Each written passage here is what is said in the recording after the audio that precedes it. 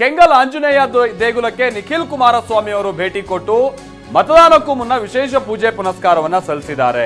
ಆಮೇಲೆ ರಾಮನಗರದ ಕೆಂಗಲ್ ಆಂಜನೇಯ ದೇವಸ್ಥಾನ ಇದೆಯಲ್ಲ, ಇದು ಆ ಭಾಗದ ರಾಜಕೀಯ ನಾಯಕರುಗಳಿಗೆ ಒಂದು ಅತಿ ಮುಖ್ಯ ಆದಂತ ಒಂದು ಕ್ಷೇತ್ರ, ಪುಣ್ಯಕ್ಷೇತ್ರ.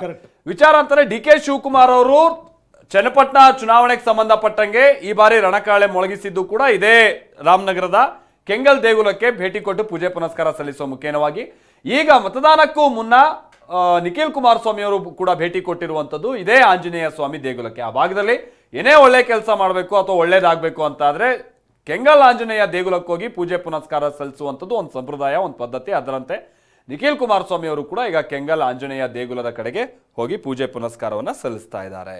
ನೀವು ಹೇಳಿದ್ರೆ ಏನು ಅಂತಂದರೆ ಈ ಪ್ರತಿ ರಾಜಕಾರಣಿಗಳು ಅಂದರೆ ಯಾರ್ಯಾರು ನಾಯಕರುಗಳಿದ್ದಾರೆ ಅವರ ಚುನಾವಣಾ ಕಹಳೆ ಮೊಳಗೋದು ಇಲ್ಲಿಂದಲೇ. ಜೊತೆಗೆ ಏನಂದ್ರೆ ಈ ಭಾಗದ ಜನರು ತುಂಬ ನಡ್ಕೋತಾರೆ.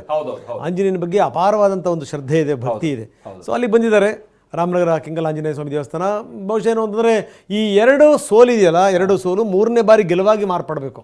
ಸೊ ಹೀಗಾಗಿ ಸಾಕಷ್ಟು ಪ್ರಯತ್ನಗಳಿವೆ, ಸಾಕಷ್ಟು ಪ್ರಯತ್ನಗಳನ್ನು ಮಾಡಿದ್ದಾರೆ.